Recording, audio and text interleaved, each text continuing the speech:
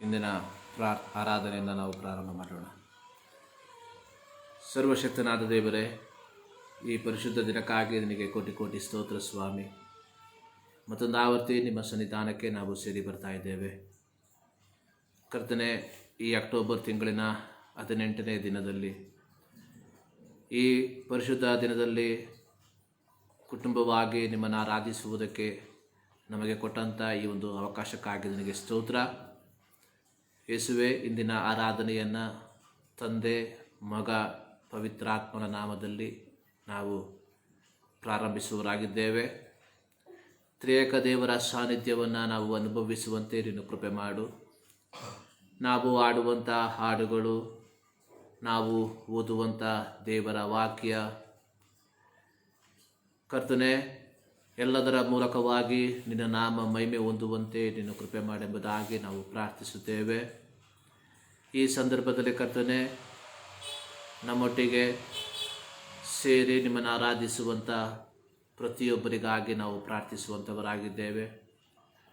ಅದೇ ಸಮಯದಲ್ಲಿ ಇಂದು ನಮ್ಮ ರಾಜ್ಯದಲ್ಲಿ, ನಮ್ಮ ದೇಶದಲ್ಲಿ, ನಮ್ಮ ಪಟ್ಟಣಗಳಲ್ಲಿ, ನಮ್ಮ ಗ್ರಾಮಗಳಲ್ಲಿ ನಡೆಯುತ್ತಿರುವಂತಹ ಪ್ರತಿಯೊಂದು ಆರಾಧನೆಗಳನ್ನು ನಿಮ್ಮ ಕರಗಳಿಗೆ ಒಪ್ಪಿಸಿ ಕೊಡ್ತಾ ಇದ್ದೇವೆ. ಇಂದಿನ ಆರಾಧನೆ ಪರಲೋಕವು ಸಂತೋಷಿಸುವಂಥ ಆರಾಧನೆಯಾಗಿ ಮಾರ್ಪಡಲಿ ಎಂಬುದಾಗಿ ನಾವು ಪ್ರಾರ್ಥಿಸುತ್ತೇವೆ. ಇಂದಿನ ಆರಾಧನೆಯ ಮೂಲಕ ದೇವರ ನಾಮ ಮಹಿಮೆ ಹೊಂದಲಿ ಎಂಬುದಾಗಿ ನಾವು ಪ್ರಾರ್ಥಿಸುವಂಥವರಾಗಿದ್ದೇವೆ. ಮತ್ತೊಂದು ಆವರ್ತಿ ಕರ್ತನೆ, ನಮ್ಮನ್ನೇ ನಿಮ್ಮ ಕರಗಳಿಗೆ ಒಪ್ಪಿಸಿಕೊಡ್ತಾ ಇದ್ದೇವೆ. ಆರಾಧನೆಗೆ ಅಡ್ಡಿಯಾಗಿರುವಂಥ ಎಲ್ಲ ಪಾಪಗಳನ್ನು ಯೇಸುವೇ ನಿನ್ನ ರಕ್ತದಲ್ಲಿ ನಮ್ಮನ್ನು ತೊಳೆದು ಶುದ್ಧಿಪಡಿಸಿ ಎಂಬುದಾಗಿ ನಾವು ಪ್ರಾರ್ಥಿಸುವಂಥವರಾಗಿದ್ದೇವೆ. ಪರಿಶುದ್ಧನಾದ ದೇವರನ್ನು ಪರಿಶುದ್ಧತೆಯಲ್ಲಿ ಆರಾಧಿಸುವಂತೆ ನೀನು ಕೃಪೆ ಮಾಡು. ಪ್ರಾರ್ಥನೆ ಕೇಳಿದ್ದಕ್ಕಾಗಿ ಸ್ತೋತ್ರ. ಯೇಸು ಕ್ರಿಸ್ತನ ನಾಮದಲ್ಲಿ ಬೇಡುತ್ತೇವೆ ನಮ್ಮ ಪ್ರೀತಿಯ ತಂದೆಯೇ, ಆಮೆನ್. ಕೆಲವು ಹಾಡುಗಳನ್ನು ಹಾಡಿ ನಾವು ದೇವರನ್ನು ಮಹಿಮೆ ಪಡಿಸೋಣ. ಪ್ರಾರಂಭದಲ್ಲಿ ಎಲ್ಲ ಕಾಲದಳು ಎಲ್ಲ ವೇಳೆಯಳು ದೇವರೇ ನಿನ್ನನ್ನೇ ಸ್ತುತಿಪೆ, ರಕ್ಷಕ ನಿನ್ನನ್ನೇ ಸ್ತುತಿಪೆ, ಎಲ್ಲ ವೇಳೆಯಳು ನಿನ್ನನ್ನೇ ಸ್ತುತಿಪೆ ಎಂಬುವಂಥ ಹಾಡನ್ನು ಹಾಡಿ ನಾವು ದೇವರನ್ನು ಮಹಿಮೆ ಪಡಿಸೋಣ. ಎಲ್ಲ ಕಾಲದೋಳು ಎಲ್ಲ ವೇಳೆಯೋಳು ದೇವರೇ ನಿನ್ನನ್ನೇ ಸ್ತುತಿಪೆ, ರಕ್ಷಕ ನಿನ್ನನ್ನೇ ಸ್ತುತಿಪೆ, ಸ್ತುತಿಪೆ, ಎಲ್ಲ ವೇಳೆಯೋಳು ಸ್ತುತಿಪೆ.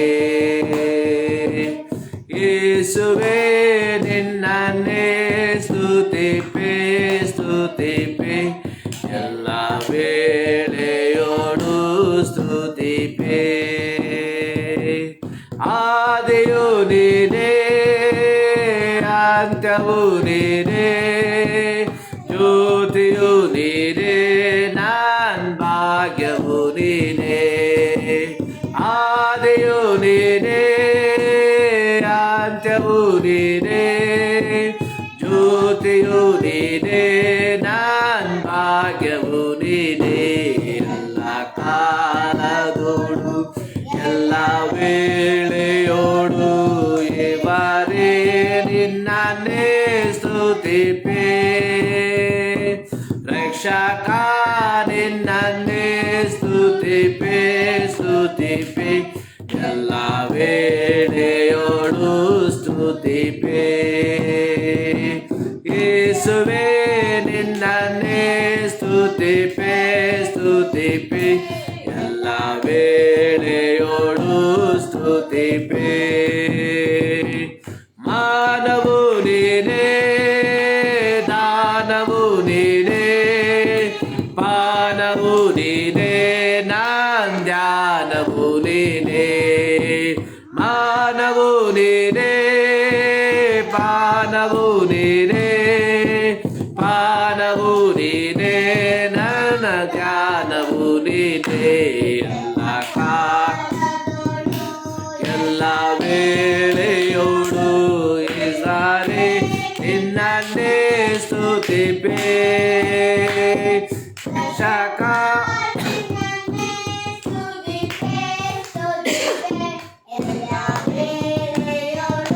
ಸ್ತುತಿಪೆ ಯೇಸುವೆ ನಿನ್ನನ್ನೇ ಸ್ತುತಿಪೆ ಸ್ತುತಿಪೆ ಎಲ್ಲ ವೇಳೆಯೋಳು ಸ್ತುತಿಪೆ ತಂದೆಯು ನೀನೇ ತಾಯಿಯು ನೀನೇ ತಾರಕ ನೀನೇ ನನ್ನ ಆಶ್ರಯ ನೀನೇ ತಂದೆಯು ನೀನೇ ತಾಯಿಯು ನೀನೇ ತಾರಕ ನೀನೇ ನನ್ನ ಆಶ್ರಯ ನೀನೇ ಎಲ್ಲ ಕಾಲದೋಳು ಎಲ್ಲ ವೇಳೆಯೋಳು ದೇವರೇ ನಿನ್ನನ್ನೇ ಸ್ತುತಿಪೆ ರಕ್ಷಕ ನಿನ್ನನ್ನೇ ಸ್ತುತಿಪೆ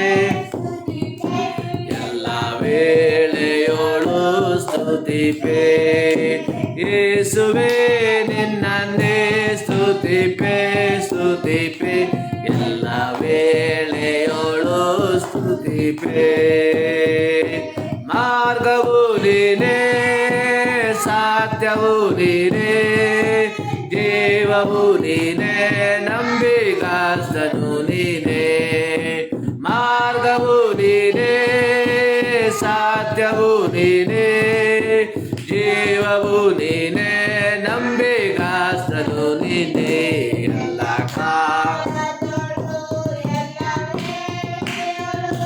ಯೇಸುವೇ ನಿನ್ನನ್ನೇ ಸ್ತುತಿಪೆ ರಕ್ಷಕ ನಿನ್ನನ್ನೇ ಸ್ತುತಿಪೆ ಸ್ತುತಿಪೆ ಎಲ್ಲ ವೇಳೆಯೋಳು ಸ್ತುತಿಪೆ ಯೇಸುವೇ ನಿನ್ನನ್ನೇ ಸ್ತುತಿಪೆ ಸ್ತುತಿಪೆ ಎಲ್ಲ ವೇಳೆಯೋಳು ಸ್ತುತಿಪೆ ರಕ್ಷಕ ನಿನ್ನನ್ನೇ ಸ್ತುತಿಪೆ ಸ್ತುತಿಪೆ ಎಲ್ಲ ವೇಳೆಯೋಳು ಸ್ತುತಿಪೆ. ಇಲ್ಲಿ ಹಾಡುಗಾರನು ಹಾಡುವಂಥದ್ದು ಎಲ್ಲ ಕಾಲದೊಳು ಎಲ್ಲ ವೇಳೆಯೋಳು ದೇವರೇ ನಿನ್ನನ್ನೇ ಸ್ತುತಿಪೆ ರಕ್ಷಕ ನಿನ್ನನ್ನೇ ಸ್ತುತಿಪೆ ಸ್ತುತಿಪೆ ಎಲ್ಲ ವೇಳೆಯೋಳು ಸ್ತುತಿಪೆ. ಅಂದರೆ ಎಲ್ಲ ಕಾಲದಲ್ಲೂ ಎಲ್ಲ ಸಮಯದಲ್ಲೂ ನಾವು ದೇವರನ್ನು ಸ್ತುತಿಸುವಂಥವರಾಗಿರಬೇಕು. ಅಲ್ಲಿ ಹೇಳಿರುವಂಥದ್ದು ಆದಿಯು ನೀನೇ ಅಂತ್ಯವು ನೀನೇ ಜ್ಯೋತಿಯು ನೀನೇ ಭಾಗ್ಯವು ನೀನೇ ಮಾನವು ನೀನೇ ದಾನವು ನೀನೇ ಪಾನವು ನೀನೇ ಧ್ಯಾನವು ನೀನೇ ತಂದೆಯು ನೀನೇ ತಾಯಿಯು ನೀನೇ ತಾರಕ ನೀನೇ ಆಶ್ರಯ ನೀನೇ ಮಾರ್ಗವು ನೀನೇ ಸತ್ಯವು ನೀನೇ ಜೀವವು ನೀನೇ ನಂಬಿಗಸ್ತನು ನೀನು. ಇನ್ನು ಅನೇಕ ಚರಣಗಳು ಇದೆ. ಅಂದರೆ ಇಲ್ಲಿ ಹಾಡುಗಾರನು ದೇವರನ್ನು ಆರಾಧಿಸುವಂಥದ್ದಾಗಿ ನಾವು ನೋಡುತ್ತೇವೆ. ಆತನ ಗುಣಲಕ್ಷಣಗಳಿಗೆ ಅನುಗುಣವಾಗಿ ಆತನು ದೇವರನ್ನು ಆರಾಧಿಸುವುದಾಗಿ ನಾವು ನೋಡುತ್ತೇವೆ. ಎಲ್ಲ ಕಾಲದಳು ಎಲ್ಲ ವೇಳೆಯಳು ದೇವರೇ ನಿನ್ನನ್ನೇ ಸ್ತುತಿಪೆ. ಈ ಒಂದು ಹಾಡನ್ನು ನಾವು ಹಾಡಿ ನಾವು ದೇವರನ್ನು ಮಹಿಮೆ ಪಡಿಸಿದ್ದೀವಿ. ಈಗ ಒಂದು ಮಲಯಾಳಂ ಹಾಡನ್ನು ಹಾಡಿ ನಾವು ದೇವರನ್ನು ಮಹಿಮೆ ಪಡಿಸುವ. ಸ್ತೋತ್ರಯಾಗ ಮಾಂ ಸುಗಂಧಂ ശുദ്ധരിൻ അധരങ്ങളിൽ നിന്നും ആനന്ദമാം സംഗീതം ಆರಾಧನೆಯಿಲ್ ಎನ್ನುಮೆ ಎಂಬ ಹಾಡನ್ನು ಹಾಡಿ ನಾವು ದೇವರನ್ನ ಮಹಿಮೆಪಡಿಸೋಣ. ಸ್ತೋತ್ರಯಾಗಮಾಂ ಸುಗಂಧಂ ശുദ്ധരേ നഗരങ്ങളിൽ നിന്നും ആനന്ദമാം സംഗീതം ആരാധനയിലെന്നുമേ സ്തോത്രയാഗമാം സുഗന്ധം ശുദ്ധരേ നഗരങ്ങളിൽ നിന്നും ആനന്ദമാം സംഗീതം ആരാധനയിലെന്നുമേ hallelujah Hallelujah, hallelujah, hallelujah, hallelujah, hallelujah. സ്തോത്രമെന്നേശുവിനെ. Hallelujah, hallelujah, hallelujah, hallelujah, hallelujah, hallelujah. സ്തോത്രമെന്നേശുവിനെ. ബദ്ധന്മാരിൽ നരകം കേട്ടു മരണത്തിൻ താഴ്വരയിൽ നിന്നും മാറ്റി വല്ലഭൻ നൽകും പുതുജീവൻ നിന്നെന്നുമേ. ബദ്ധന്മാരിൽ നരകം കേട്ടു മരണത്തിൻ താഴ്വരയിൽ മാറ്റി വല്ലഭൻ നൽകും പുതുജീവൻ നിന്നെന്നുമേ.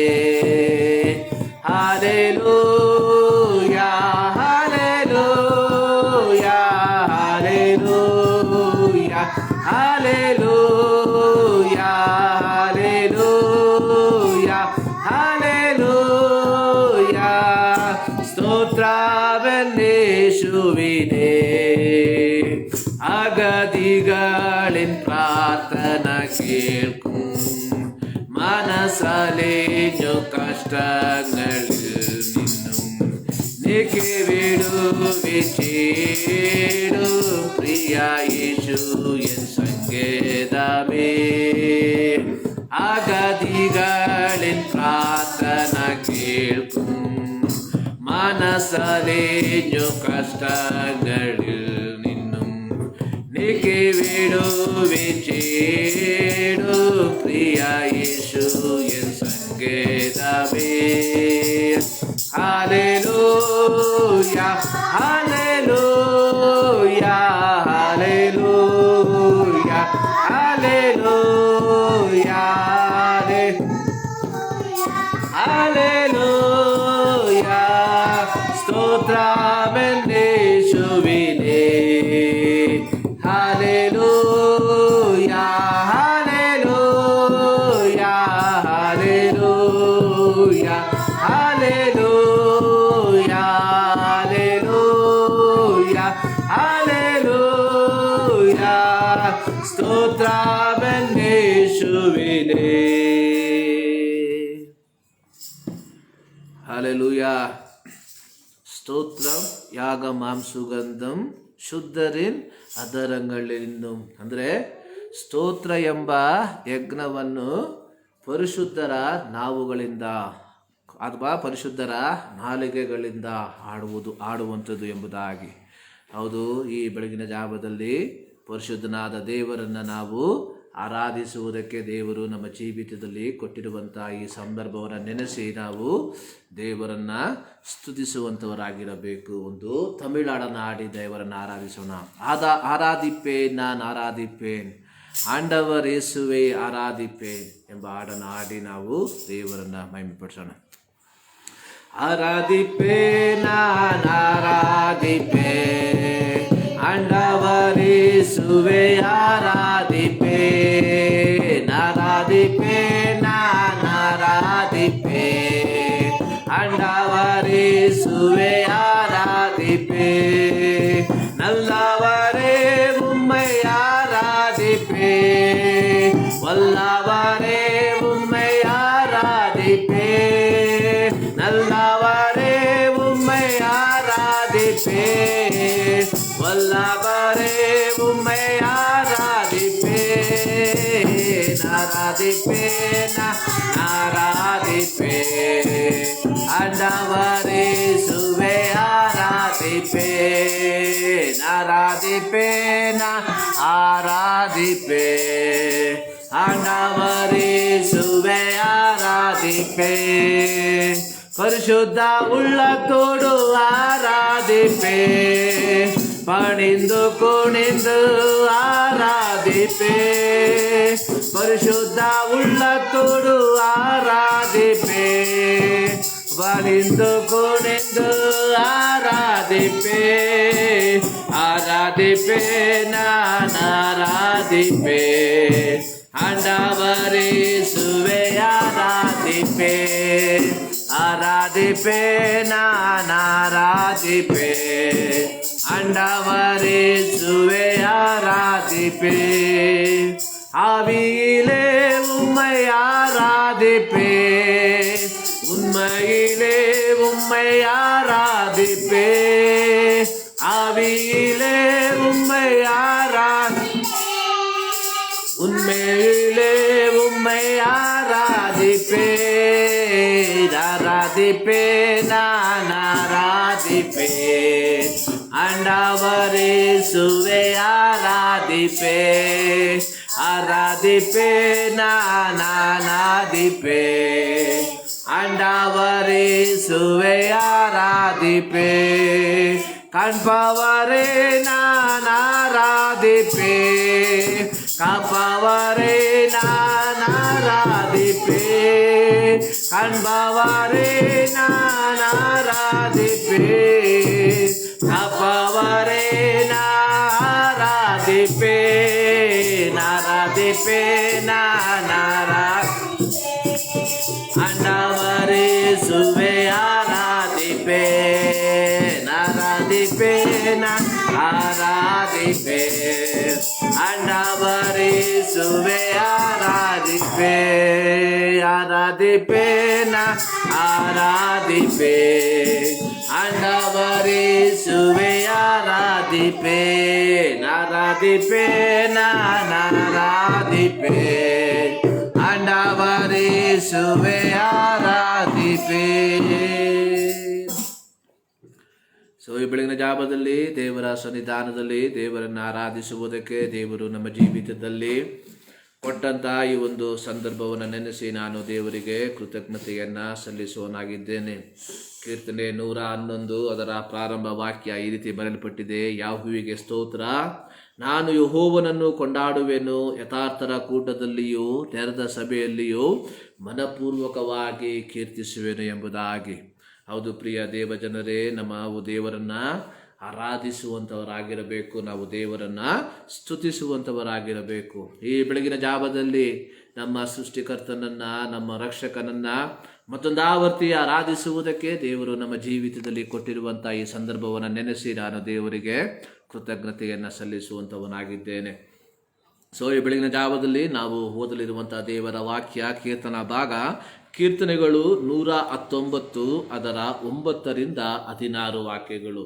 ಕೀರ್ತನೆಗಳು 119 Psalms 119 verse 9 to 16 ವಾಕ್ಯ ಪ್ರತ್ಯುತ್ತರವಾಗಿ ಓದಿ ನಾವು ದೇವರನ್ನು ಮಹಿಮೆ ಪಡಿಸೋಣ.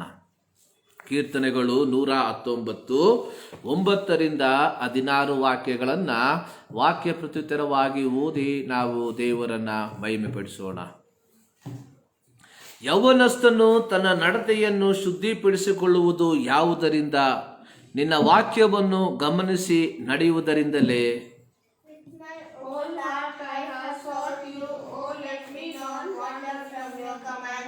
ನಿನಗೆ ವಿರೋಧವಾಗಿ ಪಾಪ ಮಾಡದಂತೆ ನಿನ್ನ ನುಡಿಗಳನ್ನು ನನ್ನ ಹೃದಯದಲ್ಲಿಟ್ಟುಕೊಂಡಿದ್ದೇನೆ.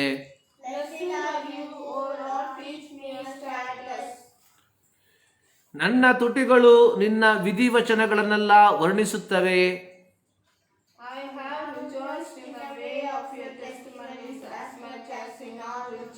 ನಿನ್ನ ನೇಮಗಳನ್ನು ಧ್ಯಾನಿಸುತ್ತಾ ನಿನ್ನ ದಾರಿಯನ್ನು ಲಕ್ಷೀಕರಿಸಿಕೊಳ್ಳುವೆನು.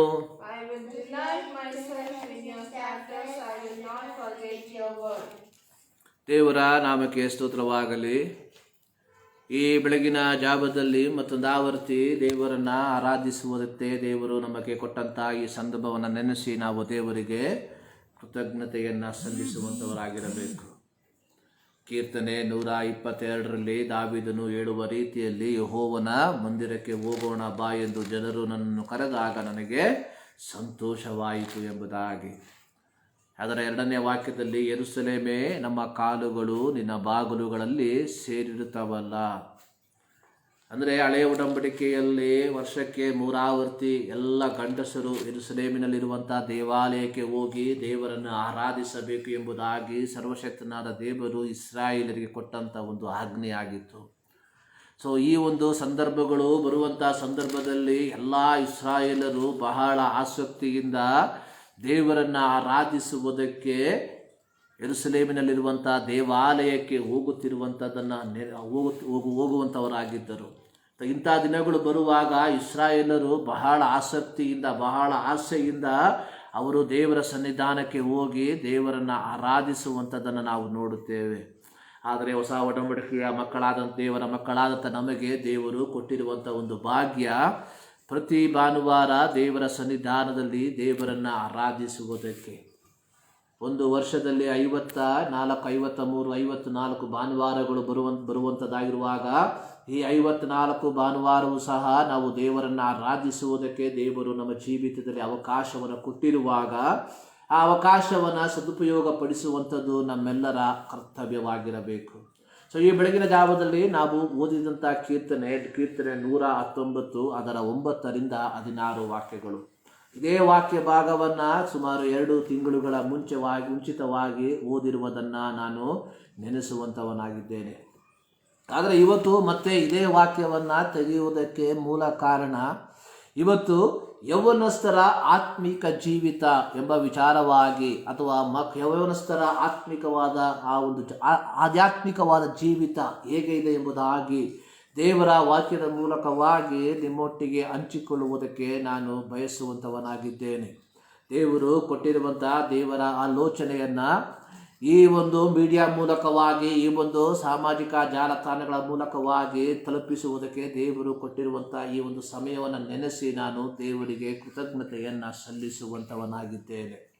ಸೊ ಇವತ್ತು ನಾವು ಓದಿರುವಂಥ ದೇವರ ವಾಕ್ಯ ಕೀರ್ತನೆಗಳು 119 ಅದರ 9ರಿಂದ 16 ವಾಕ್ಯಗಳು. ಸೊ ಈ ಒಂದು ಕೀರ್ತನೆಯಲ್ಲಿ ನಾವು ನೋಡುವಂಥದ್ದು ಧರ್ಮಶಾಸ್ತ್ರದ ಮಹತ್ತನ್ನು ವರ್ಣಿಸುವಂತಹ ಒಂದು ಕೀರ್ತನೆ ಎಂಬುದಾಗಿ, ಇಬ್ರಿಯ ಅಕ್ಷರ ಕ್ರಮಾನುಸಾರ ಎಂಬುದಾಗಿ ಬರೆಯಲ್ಪಟ್ಟಿದೆ. ಅಂದರೆ ಇಬ್ರಿಯ ಅಕ್ಷರಮಾಲೆಯಲ್ಲಿ 22 ಅಕ್ಷರಗಳು ಇರುವ ಪ್ರಕಾರ ಇದರಲ್ಲಿ 8 ವಾಕ್ಯಗಳ 22 ಭಾಗಗಳಿವೆ. ಅಂದರೆ ಪ್ರತಿಯೊಂದು ಭಾಗಗಳು ಇಬ್ರಿಯ ಅಕ್ಷರದ ಒಂದೊಂದು ಅಕ್ಷರದ ಪದಗಳಿಂದ ಪ್ರಾರಂಭವಾಗಿರುವಂಥದ್ದಾಗಿದೆ. ಅಂದರೆ ಪ್ರತಿಯೊಂದು ಪದಗಳ ಮೂಲಕವಾಗಿ ಇಲ್ಲಿ ಗ್ರಂಥಕರ್ತನು ಕರ್ತನನ್ನು ಅಥವಾ ಯೆಹೋವನನ್ನು ಆರಾಧಿಸಿರುವುದಾಗಿ ನಾವು ನೋಡುತ್ತೇವೆ. ಇದು ಮಾತ್ರವಲ್ಲ, ಕೀರ್ತನೆ 111 ಸಹ ಇದೇ ರೀತಿಯಾಗಿ ಬರೆಯಲ್ಪಟ್ಟಿರುವಂಥ ಒಂದು ಕೀರ್ತನೆ. ಅದರಲ್ಲಿ ಯಾಹುವಿಗೆ ಸ್ತೋತ್ರ ಎಂಬುದು ಬಿಟ್ಟು ಬಾಕಿ ಇರುವಂಥ 22 ಸಾಲುಗಳು ಇಬ್ರಿಯ ಅಕ್ಷರದ ಪ್ರತಿಯೊಂದು ಅಕ್ಷರದ ಒಂದೊಂದು ಅಕ್ಷರದ ಪದಗಳಿಗೆ ಅನುಗುಣವಾಗಿ ದೇವರನ್ನು ಸ್ತುತಿಸಿರುವಂತಹ ಒಂದು ಕೀರ್ತನೆಯಾಗಿದೆ. ಸೊ ಈ ಬೆಳಗಿನ ಜಾವದಲ್ಲಿ ನಾವು ದೇವರನ್ನು ಸ್ತುತಿಸುವುದಕ್ಕೆ, ದೇವರನ್ನು ಆರಾಧಿಸುವುದಕ್ಕೆ ನಾವು ಸೇರಿ ಬಂದಿದ್ದೇವೆ. ನಾವು ಓದಿದ ಕೀರ್ತನೆಯಲ್ಲಿ ಅದರ 9ನೇ ವಾಕ್ಯದಲ್ಲಿ ಈ ರೀತಿಯಾಗಿ ಬರೆಯಲ್ಪಟ್ಟಿದೆ, ಯೌವನಸ್ಥನು ತನ್ನ ನಡತೆಯನ್ನು ಶುದ್ಧಿಪಡಿಸಿಕೊಳ್ಳುವುದು ಯಾವುದರಿಂದ? ಅದರ ಪ್ರಶ್ನೆಯನ್ನು ಕೇಳಿ ಅದಕ್ಕೆ ಉತ್ತರವನ್ನು ಕೀರ್ತನೆಗಾರನು ಹೇಳಿರುವಂಥದ್ದು, ನಿನ್ನ ವಾಕ್ಯವನ್ನು ಗಮನಿಸಿ ನಡೆಯುವುದರಿಂದಲೇ. ಸತ್ಯವೇದದಲ್ಲಿರುವಂಥ ಒಂದು ವಿಶೇಷತೆ ಏನೆಂಬುದಾಗಿ ನಾವು ನೋಡುವಾಗ, ಪ್ರಾರಂಭದಲ್ಲಿ ಪ್ರಶ್ನೆಯನ್ನು ಕೇಳಿ ನಂತರವಾಗಿ ಉತ್ತರವನ್ನು ಸಹ ಕೊಟ್ಟಿರುವುದಾಗಿ ನಾವು ನೋಡುವಂಥವರಾಗಿದ್ದೇವೆ. ಕೀರ್ತನೆ 121ರಲ್ಲಿ ಇಲ್ಲಿ ಕೀರ್ತನೆಗಾರನ ಒಂದು ಪ್ರಶ್ನೆಯನ್ನು ಕೇಳುತ್ತೇನೆ, ನಾನು ಕಣ್ಣೆತ್ತಿ ಪರ್ವತಗಳ ಕಡೆಗೆ ನೋಡುತ್ತೇನೆ, ನನ್ನ ಸಹಾಯವು ಎಲ್ಲಿಂದ ಬರುವುದು? ಈ ಪ್ರಶ್ನೆಯನ್ನ ಕೇಳಿದಂಥ ಕೀರ್ತನೆಗಾರನು 2ನೇ ವಾಕ್ಯದಲ್ಲಿ ಆತನು ಹೇಳುವಂಥದ್ದು, ಭೂಮಿ ಆಕಾಶವನ್ನು ನಿರ್ಮಿಸಿದ ಯೆಹೋವನಿಂದಲೇ ನನ್ನ ಸಹಾಯವು ಬರುತ್ತದೆ ಎಂಬುದಾಗಿ. ಅಂದರೆ ಪ್ರಿಯ ದೇವ ಮಕ್ಕಳೇ, ಇಲ್ಲಿ ಒಂದು ವಿಚಾರವನ್ನ ನಾವು ಅರ್ಥ ಮಾಡಿಕೊಳ್ಳಬೇಕು. ದೇವರ ಮಕ್ಕಳ ಜೀವಿತದಲ್ಲಿರುವಂತಹ ಎಲ್ಲ ಪ್ರಶ್ನೆಗಳಿಗೆ ಉತ್ತರವನ್ನ ದೇವರಿಂದ ಮಾತ್ರ ಹೊಂದಿಕೊಳ್ಳುವುದಕ್ಕೆ ಸಾಧ್ಯ. ಅನೇಕ ಸಂದರ್ಭಗಳಲ್ಲಿ ನಮ್ಮ ಪ್ರಶ್ನೆಗಳಿಗೆ, ನಮ್ಮಲ್ಲಿರುವಂತಹ ಪ್ರಶ್ನೆಗಳಿಗೆ, ಅದು ನಾವು ಕೇಳುವಂತಹ ಪ್ರಶ್ನೆಗಳಿಗೆ ಲೌಕಿಕವಾಗಿ ಉತ್ತರವನ್ನು ಹುಡುಕುತ್ತಾ ಹೋಗುವಂತಹ ಒಂದು ಕಾಲಘಟ್ಟದಲ್ಲಿ ನಾವು ಜೀವಿಸುತ್ತಿದ್ದೇವೆ. ನಾನು ಮಾತನಾಡುತ್ತಿರುವಂಥದ್ದು ಕ್ರೈಸ್ತ ಜನರ ಕುರಿತಾಗಿ, ಲೌಕಿಕರ ಕುರಿತಾಗಿ ಅಲ್ಲ. ನಮ್ಮಲ್ಲಿ ಎದ್ದೇಳುವಂತಹ ಪ್ರಶ್ನೆಗಳಿಗೆ, ನಾವು ಅನುಭವಿಸುತ್ತಿರುವಂತಹ ಪ್ರಶ್ನೆಗಳಿಗೆ ಉತ್ತರವನ್ನು ಹುಡುಕಿ ನಾವು ಲೌಕಿಕರ ರೀತಿಯಲ್ಲಿ, ಲೌಕಿಕವಾದ ಮಾರ್ಗದಲ್ಲಿ ಹಾದು ಹೋಗುತ್ತಾ ಇದ್ದೇವೆ. ನನ್ನ ಮಾತನ್ನ ಕೇಳುವಂತಹ ಪ್ರಿಯ ದೇವ ಜನರೇ, ನಿಮ್ಮಲ್ಲಿ ಈ ರೀತಿಯಾದಂತಹ ಪರಿಸ್ಥಿತಿಗಳು ಇದ್ದರೆ ಈ ಬೆಳಗಿನ ಜಾವದಲ್ಲಿ ದೇವರ ವಾಕ್ಯದಲ್ಲಿ ಹೇಳುವಂಥದ್ದು, ನಿನ್ನ ಪ್ರಶ್ನೆಗಳಿಗೆ ಉತ್ತರ ದೇವರಿಂದ ಮಾತ್ರ ಸಿಕ್ಕುವಂಥದ್ದಾಗಿದೆ. ಇಲ್ಲಿ ಕೀರ್ತನೆಗಾರನು ಹೇಳುವಂಥದ್ದು, ಯೌವನಸ್ಥನು ತನ್ನ ನಡತೆಯನ್ನ ಶುದ್ಧಿಪಡಿಸಿಕೊಳ್ಳುವುದು ಯಾವುದರಿಂದ? ಅದರ ಮುಂದಿನ ಭಾಗದಲ್ಲಿ ಕೀರ್ತನೆಗಾರನು ಹೇಳುವಂಥದ್ದು, ನಿನ್ನ ವಾಕ್ಯವನ್ನು ಗಮನಿಸಿ ನಡೆಯುವುದರಿಂದಲೇ. ನಿನ್ನ ವಾಕ್ಯವನ್ನ ಗಮನಿಸಿ ನಡೆಯುವುದರಿಂದಲೇ. ಅಂದ್ರೆ ಇಲ್ಲಿ ಕೀರ್ತನೆಗಾರನು ಒಬ್ಬ ಕ್ರೈಸ್ತನ ಜೀವಿತ ಹೇಗಿರಬೇಕೆಂಬುದಾಗಿ ಆತನು ಸ್ಪಷ್ಟವಾಗಿ ಹೇಳಿರುವಂಥದ್ದನ್ನು ನಾವು ನೋಡುವಂಥವರಾಗಿದ್ದೇವೆ. ಪ್ರತ್ಯೇಕವಾಗಿ ನಮ್ಮ ಯೌವನಸ್ಥರ ಆತ್ಮಿಕ ಜೀವಿತ ಯಾವ ರೀತಿಯಾಗಿರಬೇಕು ಎಂಬುದಾಗಿ ಸತ್ಯವೇದವು ಬಹಳ ಸ್ಪಷ್ಟವಾಗಿ ಬರೆಯಲ್ಪಟ್ಟಿದೆ. ಪ್ರತಿ ಮಾನವನ ಜೀವಿತದಲ್ಲಿ 4 ಹಂತಗಳನ್ನು ನಾವು ನೋಡುವಂಥವರಾಗಿದ್ದೇವೆ. ಒಂದು ಶೈಶಾವಸ್ಥೆ, 2ನೇದಾಗಿ ಬಾಲ್ಯಾವಸ್ಥೆ, 3ನೇದಾಗಿ ಪ್ರೌಢಾವಸ್ಥೆ, 4ನೇದಾಗಿ ವೃದ್ಧಾಪ್ಯ. ಪ್ರತಿ ಮನುಷ್ಯನು ಈ 4 ಹಂತಗಳ ಮೂಲಕವಾಗಿ ಹಾದು ಹೋಗುವಂಥವನಾಗಿರಬೇಕು. ಅಂದರೆ ಪ್ರತಿ ಕ್ರೈಸ್ತನ ಜೀವಿತದಲ್ಲಿ ಅತ್ಯಂತ ಪ್ರಾಮುಖ್ಯವಾಗಿರುವಂಥ ಒಂದು ಹಂತ ಅದು ಪ್ರೌಢಾವಸ್ಥೆ. ಪ್ರೌಢಾವಸ್ಥೆಯಲ್ಲಿ ನಾವು ಯಾವ ರೀತಿಯಾಗಿ ಜೀವಿಸುತ್ತಿದ್ದೇವೆ? ಇವತ್ತು ನಮ್ಮ ದೇಶ ಅತಿ ಹೆಚ್ಚು ಯೌವನಸ್ಥರನ್ನ ಹೊಂದಿರುವಂತಹ ದೇಶ. ಇಡೀ ಪ್ರಪಂಚದಲ್ಲಿ ಅತಿ ಹೆಚ್ಚು ಯೌವನಸ್ಥರು ಇರುವಂಥದ್ದು ನಮ್ಮ ದೇಶ.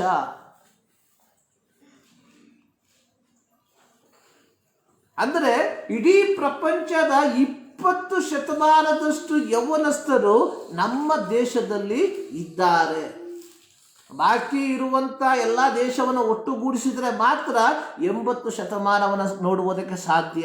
ಅಂದರೆ 20% ಯೌವನಸ್ಥರು ನಮ್ಮ ದೇಶದಲ್ಲಿ ವಾಸ ಮಾಡ್ತಾ ಇದ್ದಾರೆ, ನಮ್ಮ ದೇಶದಲ್ಲಿ ಇದ್ದಾರೆ. ನಿಜವಾಗಲೂ ನಮ್ಮ ದೇಶವು ಒಂದು ಆಶೀರ್ವದಿಸಲ್ಪಟ್ಟಂಥ ದೇಶವಾಗಿದೆ.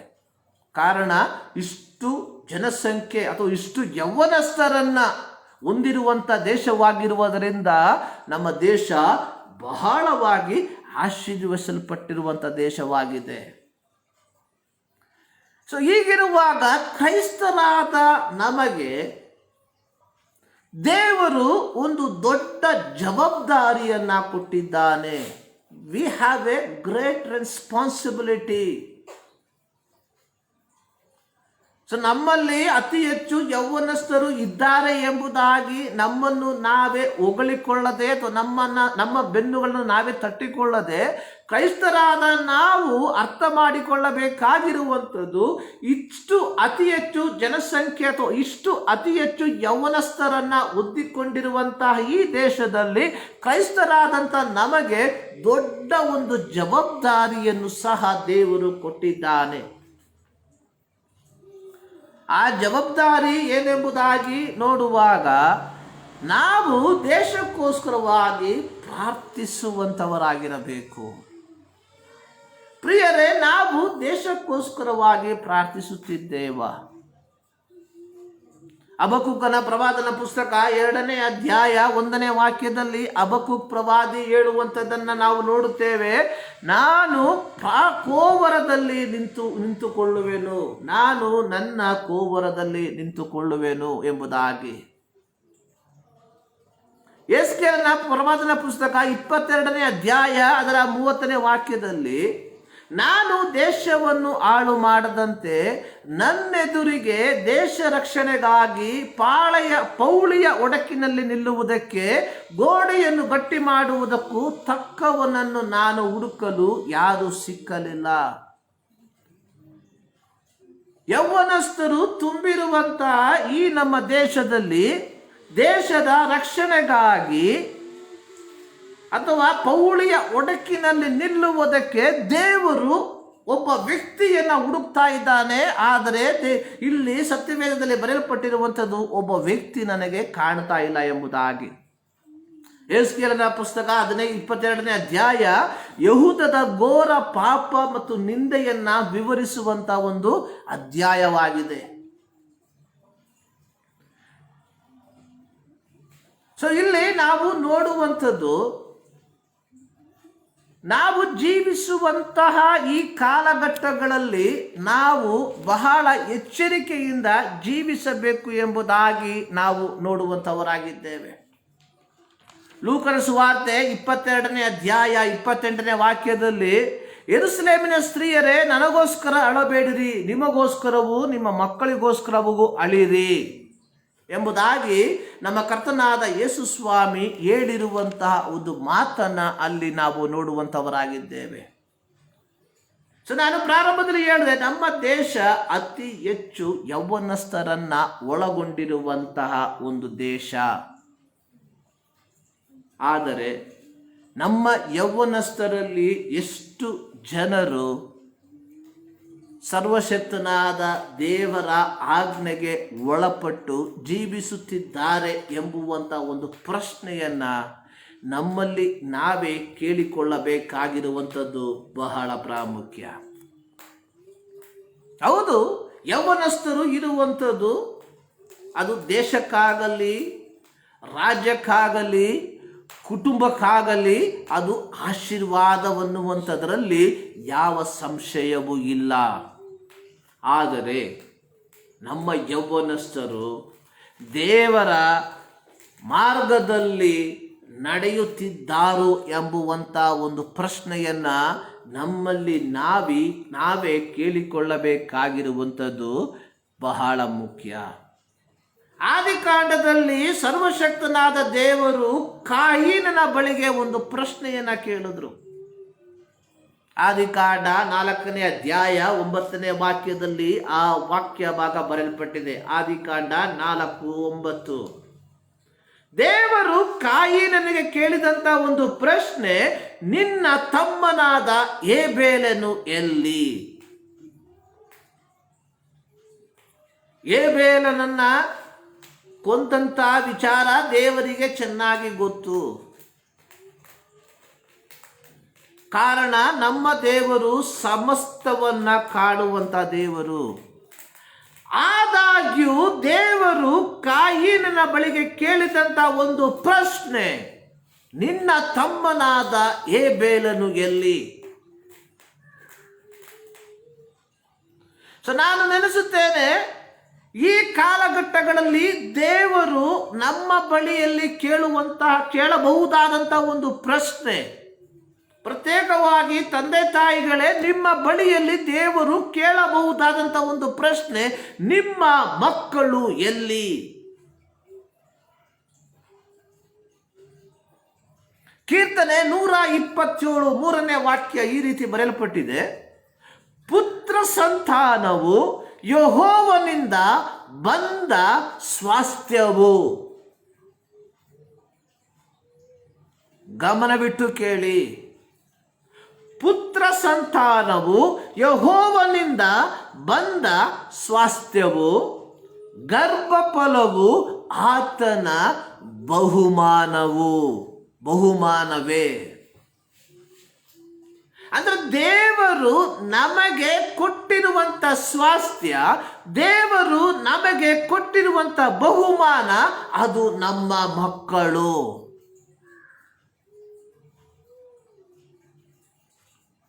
ಅವರು ದೇವರಿಗೆ ಸಂಬಂಧಪಟ್ಟವರು.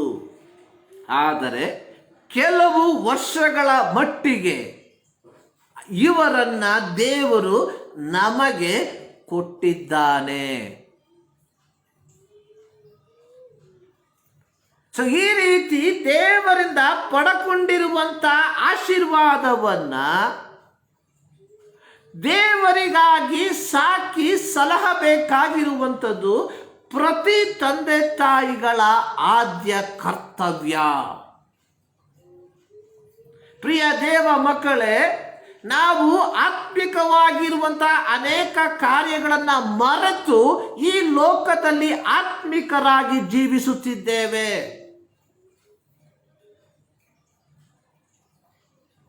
ಕೀರ್ತನೆಗಳಲ್ಲಿ ಸತ್ಯವೇದದಲ್ಲಿ ಸ್ಪಷ್ಟವಾಗಿ ಬರೆಯಲ್ಪಟ್ಟಿರುವಂತಹ ಮಾತು, ಪುತ್ರ ಸಂತಾನವು ಯೆಹೋವನಿಂದ ಬಂದಿರುವಂತ ಸ್ವಾಸ್ಥ್ಯ, ಗರ್ಭ ಫಲವು ಆತನ ಬಹುಮಾನ.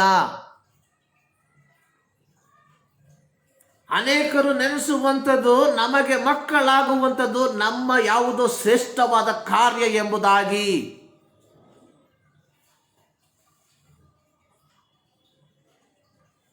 ಈ ರೀತಿ ದೇವರಿಂದ ಮಕ್ಕಳನ್ನ ಪಡಕೊಂಡಿರುವಂತಹ ನಾವು ನಮ್ಮ ಮಕ್ಕಳನ್ನ ಯಾವ ರೀತಿಯಾಗಿ ಸಾಕುತ್ತಿದ್ದೇವೆ?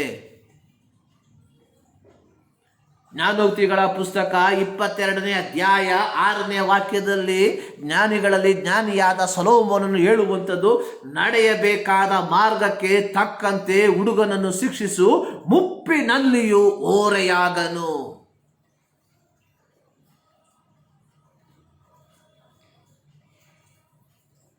2 ತಿಮೋತಿ 3ನೇ ಅಧ್ಯಾಯ ಅದರ 14ನೇ ವಾಕ್ಯದಲ್ಲಿ ಅಪೊಸ್ತಲನಾದ ಪೌಲನು ತಿಮೋತಿಯ ಕುರಿತಾಗಿ ಹೇಳುವಂತ ಒಂದು ಮಾತಿದೆ.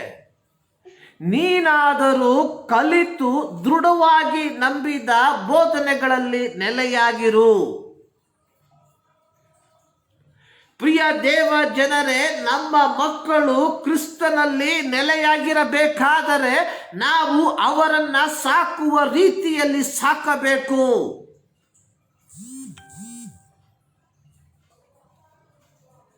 ಅದೇ 2 ತಿಮೋತಿ 1ನೇ ಅಧ್ಯಾಯ 5ನೇ ವಾಕ್ಯದಲ್ಲಿ ಅಪೊಸ್ತಲನಾದ ಪೌಲನು ತಿಮೋತಿಯನಿಗೆ ಹೇಳಿರುವಂಥದ್ದು, ನಿನ್ನಲ್ಲಿರುವ ನಿಷ್ಕಪಟವಾದ ನಂಬಿಕೆಯು ನನ್ನ ನೆನಪಿಗೆ ಬಂತು.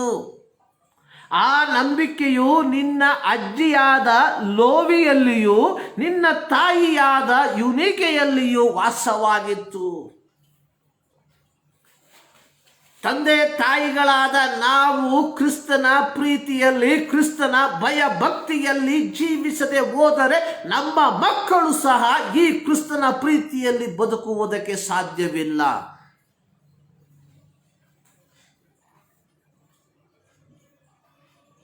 We have a great responsibility.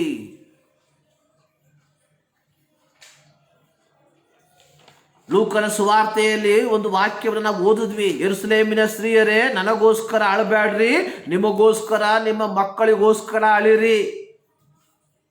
ಅದರ ಮುಂದಿನ ಭಾಗದಲ್ಲಿ ಯಾಕೆಂದರೆ ಬಂಜೆಯರು ಬಸುರಾಗದವರು ಧನ್ಯರು ಎಂದು ಜನರು ಹೇಳುವ ದಿವಸಗಳು ಬರುತ್ತದೆ. ಈಗಿನ ಕಾಲಘಟ್ಟಗಳಲ್ಲಿ ಕ್ರೈಸ್ತರ ಮಕ್ಕಳು ಜೀವಿಸುವಂತ ಜೀವಿತವನ್ನು ನೋಡುವಾಗ ಈ ವಾಕ್ಯ ಎಷ್ಟು ಪ್ರಸ್ತುತ ಎಂಬುದಾಗಿ ನಮಗೆ ಅರ್ಥವಾಗುತ್ತದೆ.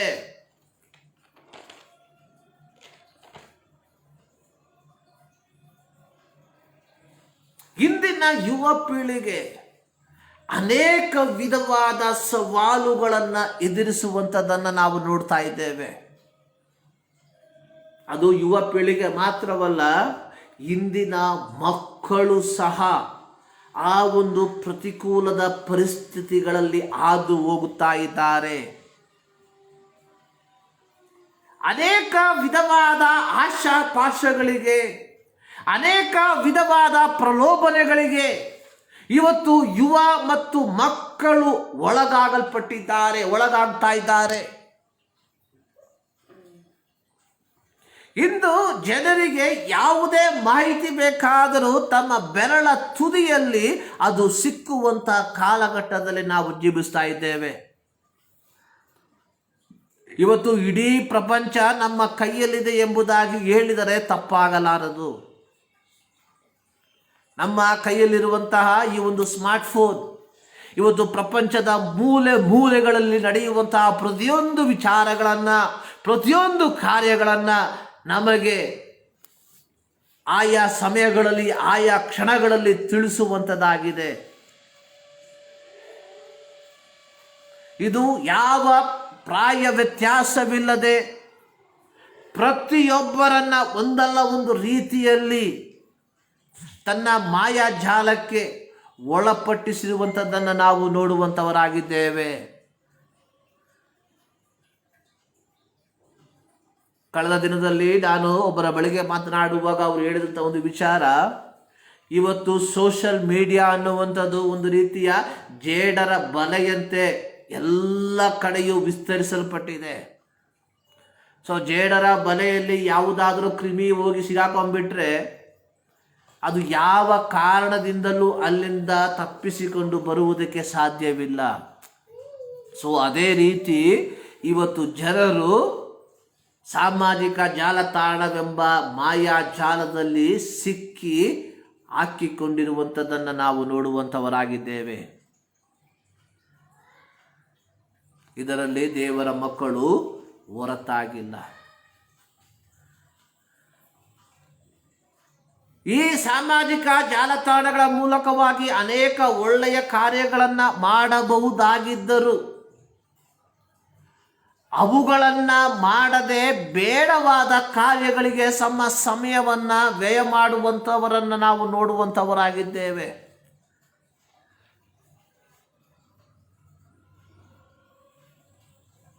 ಇವತ್ತು ಯಾರಿಗೆ ಬೇಕಾದರೂ ಈ ಒಂದು ಸೋಷಿಯಲ್ ಮೀಡಿಯಾ ಮೂಲಕವಾಗಿ ದೇವರ ಸಂದೇಶವನ್ನು ಯಾರಿಗೆ ಬೇಕಾದರೂ ತಲುಪಿಸಬಹುದು. ಅದು ಒಂದು ಆಶೀರ್ವಾದವೇ. ಆದರೆ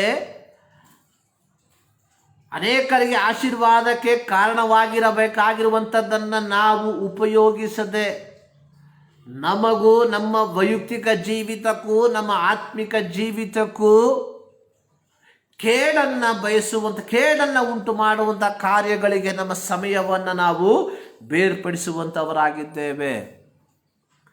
ಇಂತಹ ಸಂದರ್ಭದಲ್ಲಿ ಇವುಗಳ ಮಧ್ಯದಲ್ಲಿ ದೇವರ ಮಕ್ಕಳು ಪ್ರತ್ಯೇಕವಾಗಿ ಯುವ ಪೀಳಿಗೆ ಯಾವ ರೀತಿಯಾಗಿ ತಮ್ಮ ಜೀವಿತವನ್ನು ಸರಿಪಡಿಸಿಕೊಳ್ಳಬೇಕು, ಇದು ನನ್ನ ಒಂದು ಪ್ರಶ್ನೆ. ಈ ಒಂದು ಪರಿಸ್ಥಿತಿಯಲ್ಲಿ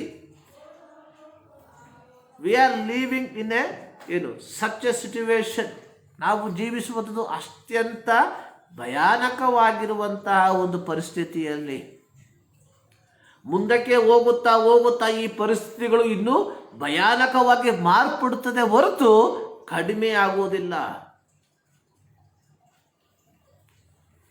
ನಮ್ಮ ಪಿತೃಗಳನ್ನು ನೋಡಿ ನಾವು ಹೇಳಿದ್ವಿ ಅವರು ಧನ್ಯರು ಎಂಬುದಾಗಿ. ನಮ್ಮ ಕಾಲವಾದ ಮೇಲೆ ನಮ್ಮ ಮಕ್ಕಳು ಹೇಳ್ತಾರೆ ಇವರು ಧನ್ಯರು ಎಂಬುದಾಗಿ. ಯಾಕಂದರೆ ದಿನದಿಂದ ದಿನಕ್ಕೆ ಇದು ಹೆಚ್ಚುತ್ತಾ ಹೋಗುತ್ತದೆ ಹೊರತು ಕಡಿಮೆಯಾಗುವುದಿಲ್ಲ. ಆದರೆ ದೇವರ ಮಕ್ಕಳು ಅಥವಾ ಕ್ರೈಸ್ತರು ಇವುಗಳ ಮಧ್ಯದಲ್ಲಿ ಯಾವ ರೀತಿಯಾಗಿ ತಮ್ಮ ಜೀವಿತವನ್ನು ಸರಿಪಡಿಸಿಕೊಳ್ಳಬೇಕು ಈ ಎಂಬ ಪ್ರಶ್ನೆ ಬಹಳ ಪ್ರಾಮುಖ್ಯ. ನಾವು ಈ ಲೋಕದಲ್ಲಿ ಯಾವುದೇ ಒಂದು ವಸ್ತುಗಳನ್ನು ತೆಗೆದುಕೊಳ್ಳುವಾಗ, ಪ್ರತ್ಯೇಕವಾಗಿ ಒಂದು ಫೋನ್ ಆಗಿರಬಹುದು, ಒಂದು ಟಿವಿ ಆಗಿರಬಹುದು, ಒಂದು ವಾಹನವಾಗಿರಬಹುದು, ಅದರೊಟ್ಟಿಗೆ ಒಂದು ಕೈಪಿಡಿಯನ್ನು ಕೊಡ್ತಾರೆ, ಯೂಸರ್ ಮ್ಯಾನ್ಯುವಲ್. ಈ ಕೈಪಿಡಿಯಲ್ಲಿ ಈ ಒಂದು ವಸ್ತುವನ್ನು ಯಾವ ರೀತಿಯಾಗಿ ಉಪಯೋಗಿಸಬೇಕು ಎಂಬುದರ ಕುರಿತಾಗಿ ಸಂಪೂರ್ಣವಾದ ಮಾಹಿತಿಯನ್ನು ಅದರಲ್ಲಿ ಕೊಟ್ಟಿರ್ತಾರೆ.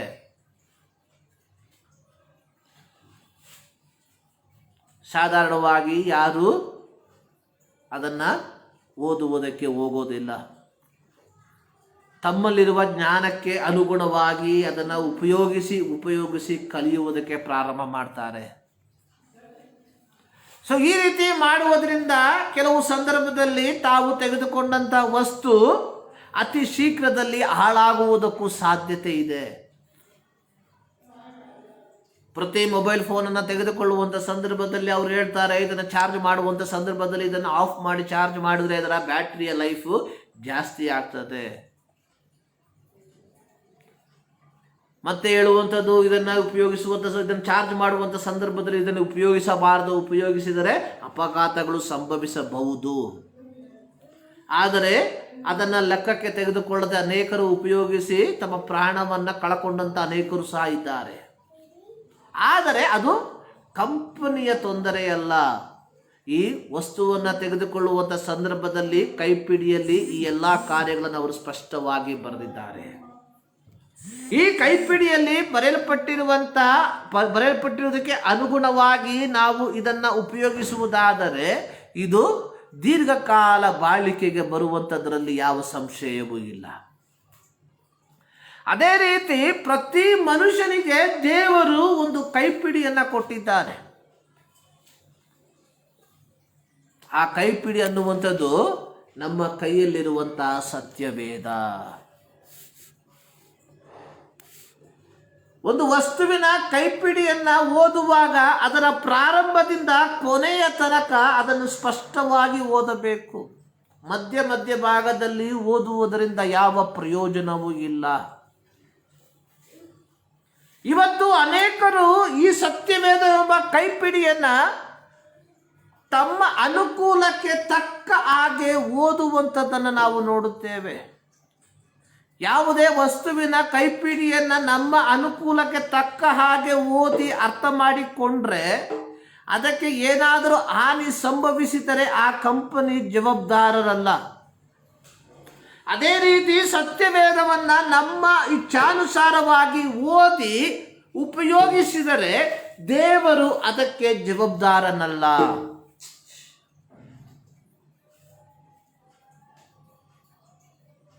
ನಿನ್ನೆಯ ದಿನದಲ್ಲಿ ಒಂದು ಪ್ರಸಂಗವನ್ನು ಕೇಳುವಂಥ ಸಂದರ್ಭದಲ್ಲಿ ಹೇಳ್ತಾ ಇದ್ದರು, ನೀವು ಸಾಲವನ್ನು ಕೊಡ್ತೀರಿ ಹೊರತು ಸಾಲವನ್ನು ತೆಗೆದುಕೊಳ್ಳೋದಿಲ್ಲ.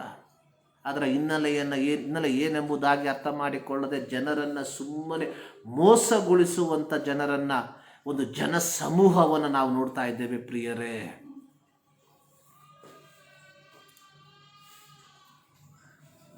ಸತ್ಯವೇದದಲ್ಲಿ ಬರೆದಿರುವಂಥ ಯಾವ ಆಶೀರ್ವಾದಗಳು ಆಜ್ಞೆ ಇಲ್ಲದೆ ಬರೆಯಲ್ಪಟ್ಟಿರುವಂಥದ್ದಲ್ಲ. ನಮ್ಮ ಜೀವಿತದಲ್ಲಿ ದೇವರ ಆಶೀರ್ವಾದಗಳನ್ನು ನಾವು ಪಡ್ಕೊಳ್ಳಬೇಕಾದರೆ ನಾವು ಜೀವಿಸುವಂಥ ಮಾರ್ಗವು ಸಹ ಈ ಪುಸ್ತಕದಲ್ಲೇ ಬರೆಯಲ್ಪಟ್ಟಿದೆ. ಯಾವ ರೀತಿಯಾಗಿ ಜೀವಿಸಬೇಕು ಎಂಬುದನ್ನು ಹೇಳದೆ ಜನರನ್ನು ಮರಳು ಮಾಡುವಂಥವರ ಮಧ್ಯದಲ್ಲಿ ನಾವು ಜೀವಿಸ್ತಾ ಇದ್ದೇವೆ.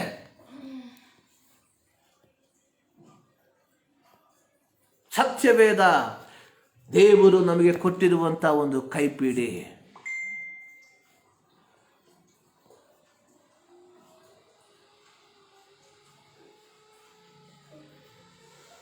ಸತ್ಯವೇದವು ಒಬ್ಬ ವ್ಯಕ್ತಿ ಈ ಲೋಕದಲ್ಲಿ ಜೀವಿಸುವುದಕ್ಕೆ ಬೇಕಾದ ಎಲ್ಲ ಮಾರ್ಗ ನಿರ್ದೇಶನಗಳನ್ನು ಕೊಡುವಂಥದ್ದಾಗಿದೆ.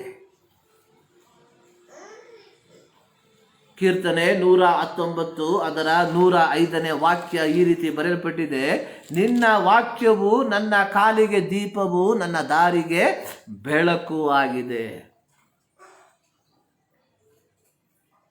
ಪ್ರಿಯ ದೇವ ಜನರೇ, ಈ ದೇವರ ವಾಕ್ಯ ನಮ್ಮ ಕಾಲಿಗೆ ದೀಪವಾಗಿದೆಯಾ? ಈ ದೇವರ ವಾಕ್ಯ ನಮ್ಮ ಕಾಲಿಗೆ ಬೆಳಕಾಗಿದೆಯಾ?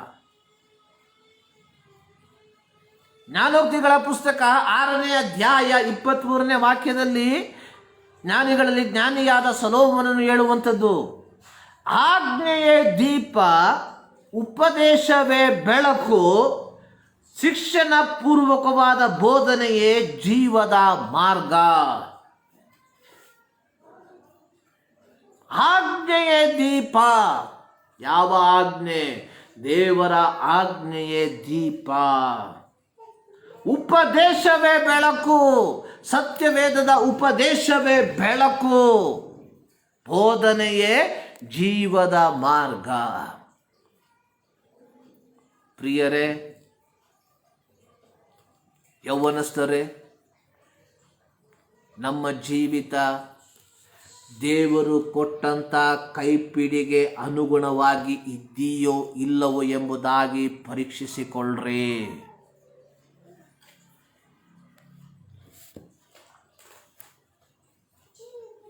ಈ ಲೋಕದಲ್ಲಿ ಮಾಡುವಂಥ ಯಾವ ಒಳ್ಳೆಯ ಕಾರ್ಯಗಳು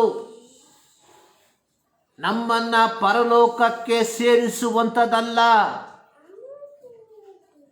ನಾವು ಮಾಡುವಂಥ ಒಳ್ಳೆಯ ಕಾರ್ಯಗಳು ಸತ್ಯವೇದಾನುಸಾರವಾಗಿ ಇಲ್ಲದಿದ್ದರೆ ಯಾವ ಕಾರ್ಯಗಳ ಮೂಲಕವಾಗಿ ನಾವು ನಮ್ಮ ನಿತ್ಯತ್ವವನ್ನು ಹೊಂದಿಕೊಳ್ಳುವುದಕ್ಕೆ ಸಾಧ್ಯವಿಲ್ಲ.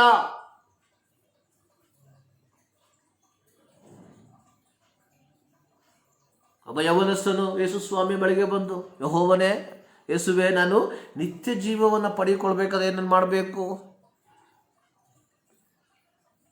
ಮತ್ತಾಯನ ಸುವಾರ್ತೆ, ಮಾರ್ಕನ ಸುವಾರ್ತೆ, ಲೂಕನ ಸುವಾರ್ತೆಯಲ್ಲಿ ಈ ಒಂದು ಪ್ರಯೋಗವನ್ನು ನಾವು ನೋಡುತ್ತೇವೆ. ಮತ್ತಾಯನ ಸುವಾರ್ತೆ 19ನೇ ಅಧ್ಯಾಯದಲ್ಲಿ, ಮಾರ್ಕನ ಸುವಾರ್ತೆ 10ನೇ ಅಧ್ಯಾಯ 13-16 ವಾಕ್ಯದಲ್ಲಿ, ಲೂಕನ ಸುವಾರ್ತೆ 18ನೇ ಅಧ್ಯಾಯ 18-26 ವಾಕ್ಯದಲ್ಲಿ, ಮತ್ತಾಯನ ಸುವಾರ್ತೆ 19ನೇ ಅಧ್ಯಾಯ 16-22 ವಾಕ್ಯದಲ್ಲಿ ಒಬ್ಬನು ಬಂದು ನಿತ್ಯ ಜೀವವನ್ನು ಪಡೆದುಕೊಳ್ಬೇಕು, ನಾನೇನು ಮಾಡಬೇಕು?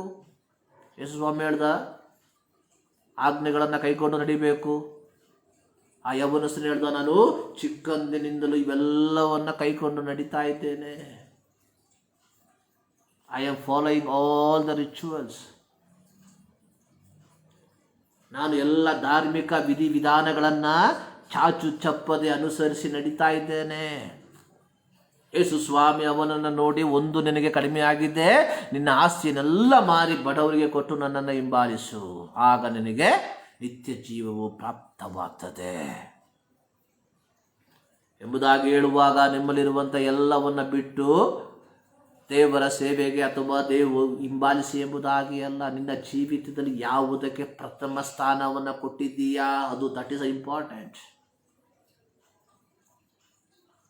ಪ್ರಿಯ ದೇವರ ಮಕ್ಕಳೇ, ಈ ಒಂದು ಕೊರೋನಾ ಪ್ರತಿ ದೇವರ ಮಕ್ಕಳಿಗೆ ಒಂದು ಸರಿಯಾದ ಪಾಠವನ್ನು ಕಲಿಸಿದೆ. Forget about others, forget about the world. ಲೋಕದವರ ಕುರಿತಾಗಿ ನಾವು ಮಾತನಾಡಬೇಕಾಗಿರುವಂಥವರಲ್ಲ. ಈ ಕರೋನಾ ದೇವರ ಮಕ್ಕಳಿಗೆ ಕಲಿಸಿಕೊಟ್ಟಂಥ ಪಾಠ ಯಾವುದೆಂಬುದಾಗಿ ನೀವು ಆಲೋಚನೆ ಮಾಡಿ. ಈ ಕರೋನಾ ನನಗೆ ಕಲಿಸಿಕೊಟ್ಟ ಪಾಠ ಏನೆಂಬುದಾಗಿ ನಾನು ಅರ್ಥ ಮಾಡಿಕೊಳ್ಳಬೇಕು. ಇವತ್ತು ಜನರು ದೇವಾಲಯಕ್ಕೆ ಹೋಗಿ ದೇವರನ್ನು ಆರಾಧಿಸುವುದಕ್ಕೆ ಬಯಸುತ್ತಾ ಇದ್ದಾರೆ. ಕೀರ್ತನೆ 142ರಲ್ಲಿ ಬರೆದಿರುವ ಉಪಾದಿಯಲ್ಲಿ, ದೇವರೇ, ಬಾಯಾರಿದ ಜಿಂಕೆಯು ನೀರಿನ ತೊರೆಗಳನ್ನು ಹೇಗೋ ಹಾಗೆಯೇ ನನ್ನ ಮನಸ್ಸು ನಿನ್ನನ್ನು ಬಯಸ್ತದೆ ಎಂಬುದಾಗಿ. ಕೀರ್ತನೆ 42:1. ನನ್ನ ಮನಸ್ಸು ಚೈತನ್ಯ ಸ್ವರೂಪನಾದ ದೇವರಿಗಾಗಿ ಹಾರೈಸುತ್ತದೆ. ನಾನು ಯಾವಾಗ ಹೋಗಿ ದೇವರ ಸನ್ನಿಧಿಯಲ್ಲಿ ಸೇರುವೆನೋ? ಪ್ರಿಯ ದೇವ ಜನರೇ, ಇಷ್ಟು ವರ್ಷ ದೇವರು ನನ್ನ ಜೀವಿತದಲ್ಲಿ ಸಂದರ್ಭಗಳನ್ನು ಕೊಟ್ಟಾಗ ನಾವು ನಮ್ಮ ಸಮಯವನ್ನು, ನಮ್ಮ ದಿನಗಳನ್ನು ಎಲ್ಲಿ ಕಳೆದಿದ್ದೆವು?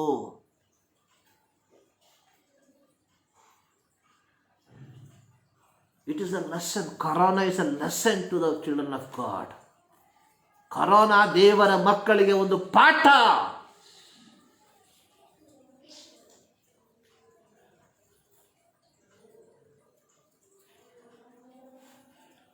ಕೀರ್ತನೆ 119:5, ನಿನ್ನ ವಾಕ್ಯವು ನನ್ನ ಕಾಲಿಗೆ ದೀಪವು, ನನ್ನ ದಾರಿಗೆ ಬೆಳಕು ಆಗಿದೆ. ಈ ದೇವರ ವಾಕ್ಯ ನಮ್ಮ ದಾರಿಗೆ ಬೆಳಕಾಗಿದೆಯಾ ಪ್ರಿಯ ದೇವ ಜನರೇ?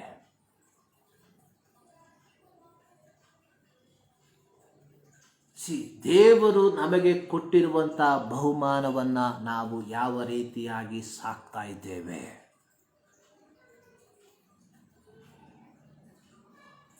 ಒಂದು ಗಾದೆಯನ್ನು ನಾವು ಕೇಳಿದ್ದೇವೆ, ಗಿಡವಾಗಿ ಬೊಗ್ಗದು ಮರವಾಗಿ ಬೊಗ್ಗಿದೆ.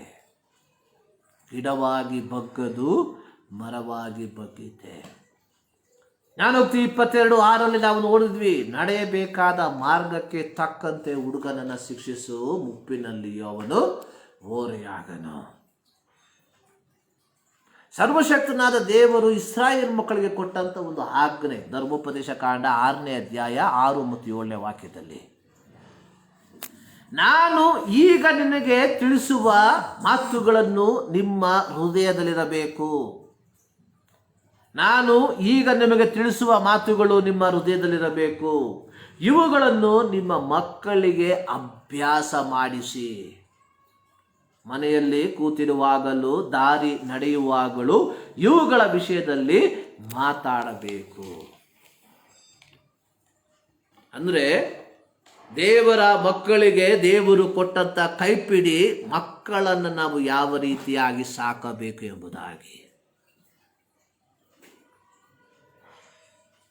ಇಲ್ಲಿ ಬರೆಯಲ್ಪಟ್ಟಿರುವಂಥದ್ದು, ನಾನು ಈಗ ನಿಮಗೆ ತಿಳಿಸುವ ಮಾತುಗಳು ನಿಮ್ಮ ಹೃದಯದಲ್ಲಿರಬೇಕು.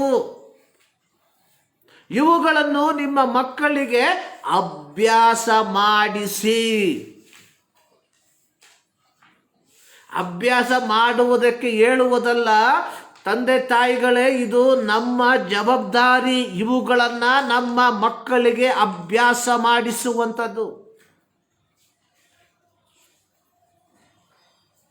ಒಂದು ಊರಲ್ಲಿ ಒಬ್ಬ ತಾಯಿ ಒಬ್ಬ ಮಗ ಇದ್ದ. ಮಗ ಶಾಲೆಗೆ ಹೋಗುವಾಗ ಪಕ್ಕದ ಒಂದು ಬಳಪ ಕತ್ಕೊಂಡ್ಬಂದ. ತಾಯಿ ಅದಕ್ಕೆ ಬೈಲಿಲ್ಲ, ಏನೂ ಹೇಳಲಿಲ್ಲ. ಸ್ವಲ್ಪ ದಿನ ಆದಮೇಲೆ ಒಂದು ಪೆನ್ಸಿಲ್ ಕತ್ಕೊಂಡು ಬಂದ. ತಾಯಿ ಏನು ಹೇಳಲಿಲ್ಲ. ಸ್ವಲ್ಪ ಆದಮೇಲೆ ಒಂದು ಪೆನ್ನು ಕತ್ಕೊಂಡು ಬಂದ. ತಾಯಿ ಏನು ಹೇಳಲಿಲ್ಲ. ಸ್ವಲ್ಪವಾದ ಮೇಲೆ ಒಂದು ನೋಟ್ ಪುಸ್ತಕ ಕತ್ಕೊಂಡ್ಬಂದ. ತಾಯಿ ಮಾತಾಡಲೇ ಇಲ್ಲ. ಮಗ ಬೆಳೆದ. ಸ್ವಲ್ಪ ದಿನವಾದ ಮೇಲೆ ಸ್ವಲ್ಪ ಬೆಳೆ ಬಾಳುವ ವಸ್ತುವನ್ನು ಕತ್ಕೊಂಡು ಬಂದ. ತಾಯಿ ಅದನ್ನು ಮಾರಿಬಿಟ್ಟು ಅದರಲ್ಲಿ ಮಗನಿಗೆ ತಿಂಡಿಯನ್ನು ಇಸ್ಕೊಟ್ಲು. ನಂತರವಾಗಿ ಮಗ ದೊಡ್ಡ ಕಳ್ಳನಾಗ್ಬಿಟ್ಟ. ಕೊನೆಯದಾಗಿ ಅವನನ್ನು ನೇಣುಗಂಬಕ್ಕೆ ಹಾಕಿದ್ರು. ಸತ್ಯವೇದ ಹೇಳ್ತಾ ಇದೆ, ಇವುಗಳನ್ನು ನಿಮ್ಮ ಮಕ್ಕಳಿಗೆ ಅಭ್ಯಾಸ ಮಾಡಿಸಿ. ನಾವು ದೇವರ ವಾಕ್ಯಗಳನ್ನು, ದೇವರ ಧರ್ಮೋಪದೇಶವನ್ನು, ದೇವರ ಆಜ್ಞೆಗಳನ್ನು ನಮ್ಮ ಮಕ್ಕಳಿಗೆ ಬೋಧಿಸುತ್ತಿದ್ದೇವ.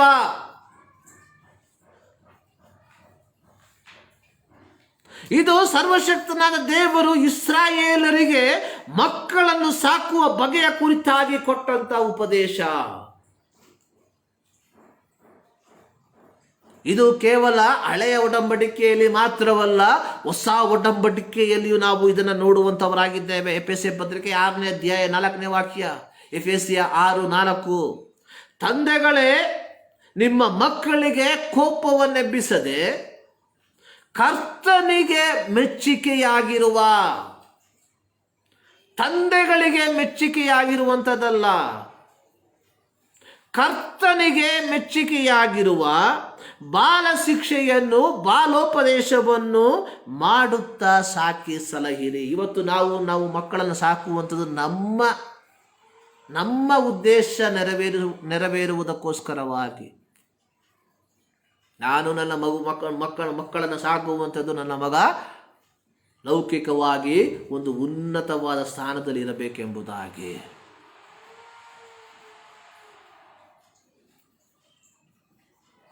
ಒಂದು ಸಾರಿ ಒಬ್ಬ ದೇವರಿಗೆ ಕಾಣಿಕೆ ಕೊಟ್ಟ. ಕೈಯಲ್ಲಿರುವಂಥ ಚಿಲ್ಲರೆಯನ್ನು ಕೈಲಿಡ್ಕೊಂಡು ಒಂದು ಚಿಕ್ಕ ಒಂದು ರೌಂಡ್ ಹಾಕಿ ಮೇಲಕ್ಕೆ ಎಸ್ತ. ದೇವ್ರಿಗೆ ಬೇಕಾಗಿರೋದಲ್ಲ ದೇವ್ರು ತಗೊಳ್ಳಿ, ಮೇಲಕ್ಕೆ ಹೋಗೋದಲ್ಲ ದೇವ್ರಿಗೆ, ಕೆಳಗೆ ಬರೋದಲ್ಲ ನನಗೆ. ಇವತ್ತು ನಮ್ಮ ಪ್ರಾರ್ಥನೆ ಆ ಥರ.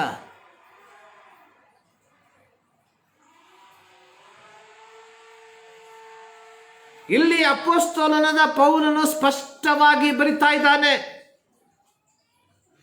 ಕರ್ತನಿಗೆ ಮೆಚ್ಚಿಕೆಯಾಗಿರುವ ಬಾಲ ಶಿಕ್ಷೆಯಲ್ಲಿ, ಬಾಲೋಪದೇಶದಲ್ಲಿ ನಿಮ್ಮ ಮಕ್ಕಳನ್ನು ಸಾಕಿ ಸಲಹಿರಿ.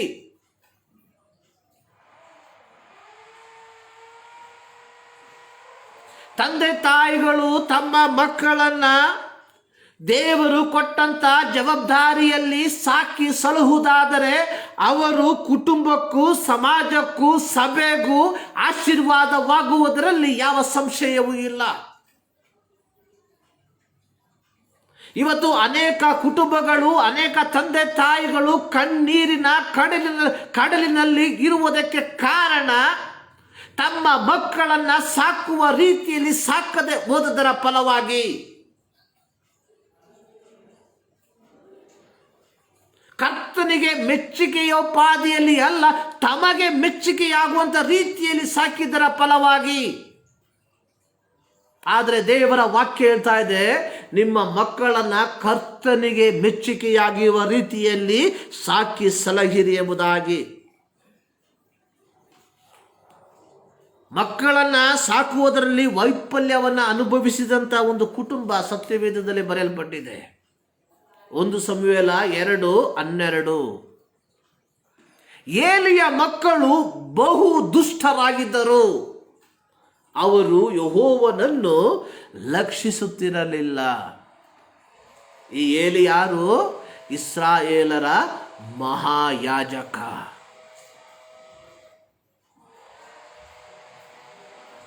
ಇಸ್ರಾಯೇಲರ ಮಹಾಯಾಜಕನಾಗಿದ್ದ ಏಲಿಯ ಮಕ್ಕಳು, ಅವರ ಕುರಿತಾಗಿ ಸತ್ಯವೇದದಲ್ಲಿ ಬರೆಯಲ್ಪಟ್ಟಿರುವಂಥದ್ದು, ಅವರು ಬಹು ದುಷ್ಟರಾಗಿದ್ದರು. ಬರೇ ದುಷ್ಟರಲ್ಲ,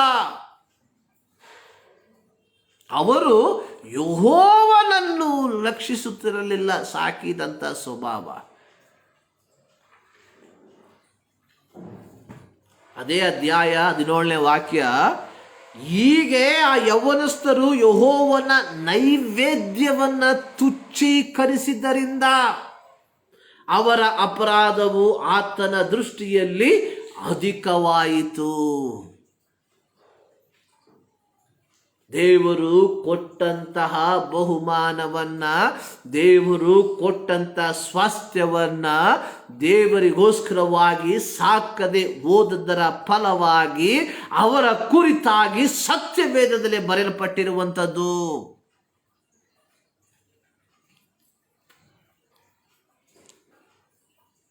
ಆದರೆ ಅದೇ ಕಾಲದಲ್ಲಿ ಜೀವಿಸಿದ ಇನ್ನೊಬ್ಬರ ಕುರಿತಾಗಿ ಸತ್ಯವೇದದಲ್ಲಿ ಬರೆಯಲ್ಪಟ್ಟಿದೆ. ಅದೇ ಅಧ್ಯಾಯದಲ್ಲಿ 26ನೇ ವಾಕ್ಯದಲ್ಲಿ, ಸಮುವೇಲನಾದರೂ ಬೆಳೆಯುತ್ತಾ ಬಂದ ಹಾಗಲ್ಲ, ಯೆಹೋವನ ಮತ್ತು ಮನುಷ್ಯರ ದಯೆಗೆ ಪಾತ್ರನಾದನು. ಅದೇ ಕಾಲ, ಏಲಿಯ ಮಕ್ಕಳು ಜೀವಿಸಿದಂಥ ಅದೇ ಕಾಲ, ಅದೇ ಜಾಗ, ಅದೇ ಆಲಯದಲ್ಲಿ ಏಲಿಯ ಮಕ್ಕಳು ದುಷ್ಟರಾಗಿರುವಾಗ ಅದೇ ಜಾಗದಲ್ಲಿ ಬೆಳೆದಂಥ ಸಮುವೇಲನು ದೇವರಿಗೂ ಮನುಷ್ಯರಿಗೂ ದಯೆಗೆ ಪಾತ್ರನಾಗಿ ಬೆಳೆದ. ನಾವು ಯಾವ ಕಾಲಘಟ್ಟದಲ್ಲಿ ಜೀವಿಸುತ್ತಿದ್ದೇವೆ ಅನ್ನುವಂಥದ್ದು ಮುಖ್ಯವಲ್ಲ. It is not important. ನಾವು ಹೇಳುವಂಥದ್ದು ನಮ್ಮ ಕಾಲ ಬಹಳ ಪಾಪಮಯವಾಗಿರುವಂಥ ಕಾಲ ಎಂಬುದಾಗಿ. ನಾವು ಯಾವ ಕಾಲದಲ್ಲಿ ಜೀವಿಸುತ್ತಿದ್ದೇವೆ ಎಂಬುದು ಮುಖ್ಯವಲ್ಲ.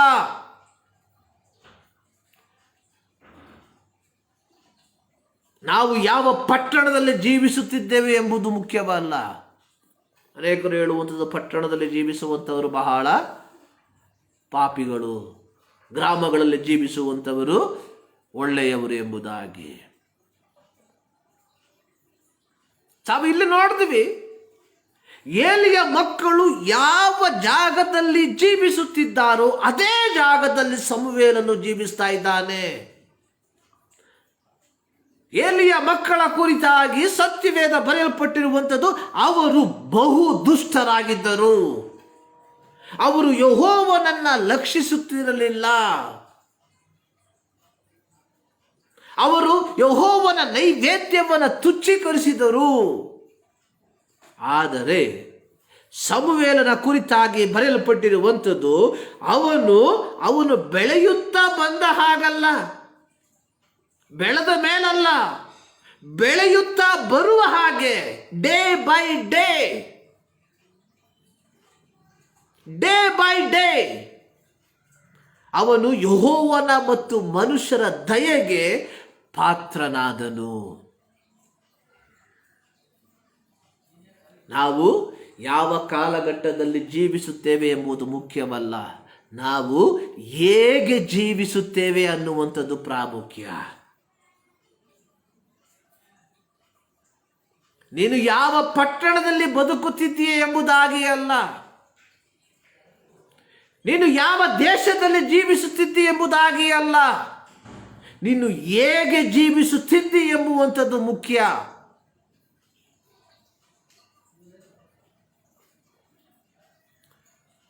ಒಬ್ಬ ವ್ಯಕ್ತಿಯ ಕುರಿತಾಗಿ ನಾನು ಇವತ್ತು ನಿಮ್ಮ ಮುಂದೆ ಇಡುವುದಕ್ಕೆ ಬಯಸ್ತೇನೆ. ಆದಿಕಾಂಡ 39ನೇ ಅಧ್ಯಾಯ 7ರಿಂದ 20 ವಾಕ್ಯದಲ್ಲಿ ಒಬ್ಬ ವ್ಯಕ್ತಿಯ ಕುರಿತಾಗಿ ಬರೆಯಲ್ಪಟ್ಟಿದೆ. ಯೋಸೇಫನು ಪಾಪದ ಅರಮನೆಯಲ್ಲಿ ಬದುಕಿದಂಥ ವ್ಯಕ್ತಿ. ಯೋಸೇಫನು ಪಾಪದ ಅರಮನೆಯಲ್ಲಿ ಬೆಳೆದಂಥ ವ್ಯಕ್ತಿ, ಬದುಕಿದಂಥ ವ್ಯಕ್ತಿ. ಅವನು ಬೆಳೆದಂಥ ವ್ಯಕ್ತಿ ಅಲ್ಲ, ಬದುಕಿದಂಥ ವ್ಯಕ್ತಿ. ಯೋಸೇಫನು ತನ್ನ ತಂದೆ ತಾಯಿಯಂದಿರಿಂದ, ತನ್ನ ಸಹೋದರರಿಂದ, ತನ್ನ ದೇಶದಿಂದ ಬಹು ದೂರದಲ್ಲಿ ವಾಸವಾಗಿದ್ದ. ಅವನನ್ನು ನೋಡುವುದಕ್ಕೆ, ಅವನನ್ನು ಉಪದೇಶಿಸುವುದಕ್ಕೆ, ಅವನನ್ನು ಸರಿಯಾದ ಮಾರ್ಗದಲ್ಲಿ ನಡೆಸುವುದಕ್ಕೆ ಯಾವ ವ್ಯಕ್ತಿಯೂ ಇರಲಿಲ್ಲ. ಯೋಸೇಫನು ನಮ್ಮ ಹಾಗೆ ರಕ್ತ ಮಾಂಸವನ್ನು ಹೊಂದಿದ ವ್ಯಕ್ತಿಯಾಗಿದ್ದ. ಅವನಿಗೆ ನಮ್ಮ ಹಾಗೆ ಆಸೆ ಆಕಾಂಕ್ಷೆಗಳು ಇದ್ದವು.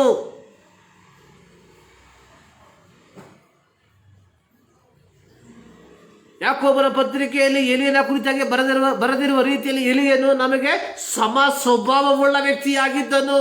ಅವನು ಮಳೆ ಬರಬಾರದೆಂದು ಪ್ರಾರ್ಥಿಸಿದಾಗ ಮಳೆ ಬರಲಿಲ್ಲ.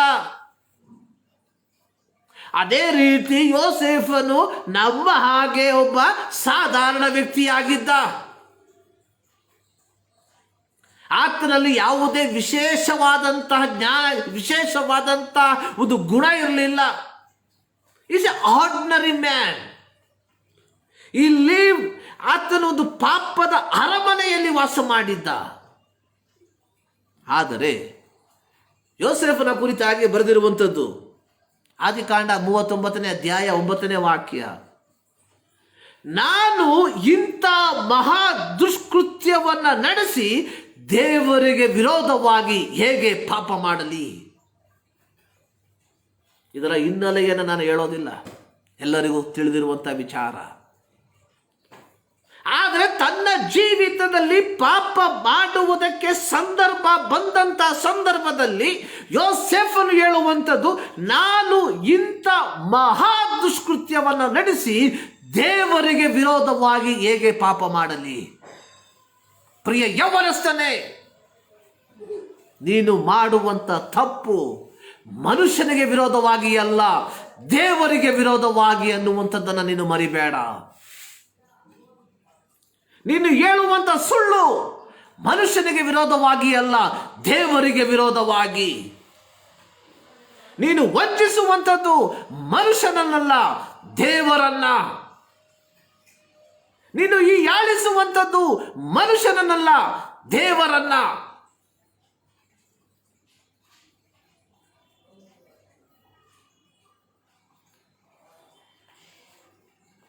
ನೀನು ಚಾಡಿ ಹೇಳುವಂಥದ್ದು ಮನುಷ್ಯನಿಗೆ ವಿರೋಧವಾಗಿ ಅಲ್ಲ, ದೇವರಿಗೆ ವಿರೋಧವಾಗಿ. ನೀನು ಹೊಟ್ಟೆ ಕಿಚ್ಚು ಪಡುವಂಥದ್ದು ಮನುಷ್ಯನಿಗೆ ವಿರೋಧವಾಗಿ ಅಲ್ಲ, ದೇವರಿಗೆ ವಿರೋಧವಾಗಿ.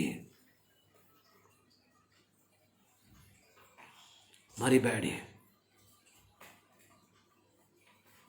ಯಾವ ರೀತಿಯಾಗಿ ಯೋಸೇಫನು ಈ ಒಂದು ಮಾತನ್ನು ಹೇಳುವುದಕ್ಕೆ ಸಾಧ್ಯವಾಗಿತ್ತು?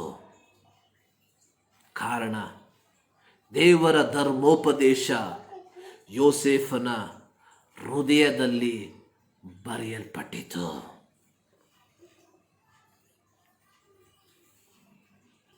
ಇಂದು ನಾವು ಓದಿದ ದೇವರ ವಾಕ್ಯ, ಯೌವನಸ್ಥನು ತನ್ನ ನಡತೆಯನ್ನು ಶುದ್ಧಿಪಡಿಸಿಕೊಳ್ಳುವುದು ಯಾವುದರಿಂದ?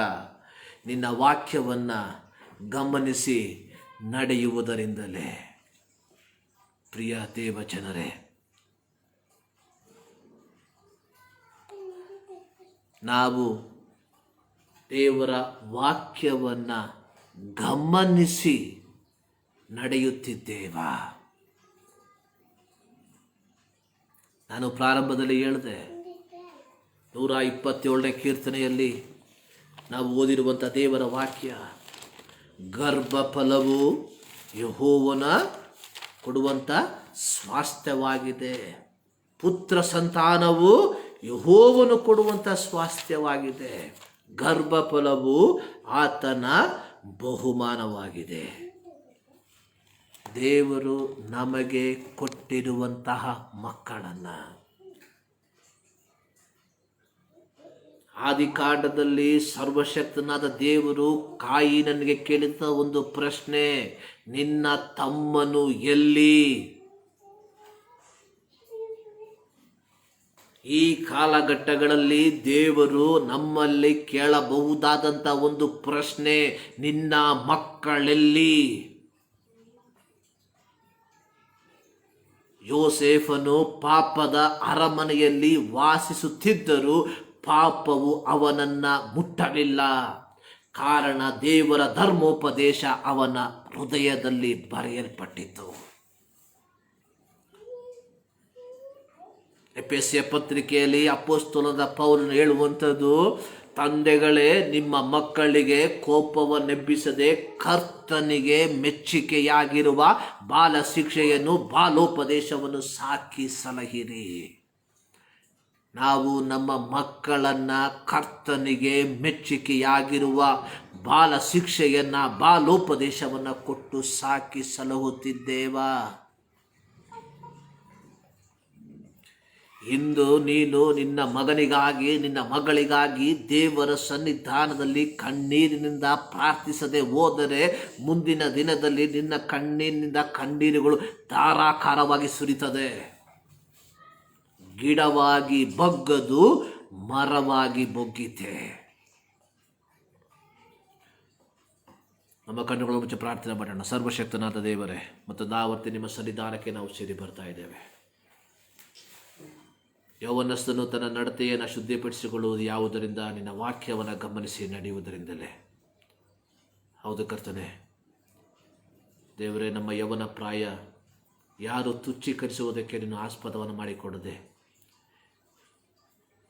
ನಿನ್ನ ಭಯಭಕ್ತಿಯಲ್ಲಿ ನಾವು ಅದನ್ನು ಮುಂದಕ್ಕೆ ತೆಗೆದುಕೊಂಡು ಹೋಗುವಂತೆ ಕೃಪೆ ಮಾಡು. ಪ್ರತ್ಯೇಕವಾಗಿ ನಮಗೆ ಕೊಟ್ಟಿರುವಂಥ ಮಕ್ಕಳಿಗಾಗಿ ನಾವು ಪ್ರಾರ್ಥಿಸುವಂಥವರಾಗಿದ್ದೇವೆ. ಕರ್ತನಿಗೆ ಮೆಚ್ಚುಗೆಯಾಗಿರುವಂಥ ಬಾಲ ಶಿಕ್ಷೆಯಲ್ಲಿ ಬಾಲೋಪದೇಶದಲ್ಲಿ ಅವರನ್ನು ಸಾಕಿ ಸಲಹುವಂತೆ ಕೃಪೆ ಮಾಡು. ಈ ವಾಕ್ಯವನ್ನು ಕೇಳಿರುವಂಥ ಪ್ರತಿಯೊಬ್ಬರನ್ನು ನಿಮ್ಮ ಕರಗಳಿಗೆ ಒಪ್ಪಿಸಿಕೊಡ್ತಾ ಇದ್ದೇನೆ. ಆಶೀರ್ವದಿಸು, ನಿನ್ನ ಕೃಪೆಯನ್ನು ತುಂಬಿಸು. ಪ್ರಾರ್ಥನೆಗಳಿದ್ದಕ್ಕಾಗಿ ಸ್ತೋತ್ರ. ಯೇಸು ಕ್ರಿಸ್ತನ ನಾಮದಲ್ಲಿ ಬೇಡಿಕೊಳ್ಳುತ್ತೇವೆ ತಂದೆ. ನಮ್ಮ ಕರ್ತನಾದ ಯೇಸು ಕ್ರಿಸ್ತನ ಕೃಪೆ, ತಂದೆಯಾದ ದೇವರ ಪ್ರೀತಿ, ಪವಿತ್ರಾತ್ಮನ ಅನ್ಯೋನ್ಯತೆ ನಮ್ಮ ಎಲ್ಲ ಪ್ರಾರ್ಥನಾ ವಿಜ್ಞಾಪನೆ ಮೇಲೆ ಇಂದಿನ ಸದಾಕಾಲವು ನೆಲೆಗೊಂಡಿರಲಿ. ಆಮೇನ್. ಸೊ ದೇವರು ನಿಮ್ಮೆಲ್ಲರನ್ನ ಧಾರಾಳವಾಗಿ ಆಶೀರ್ವದಿಸಲಿ.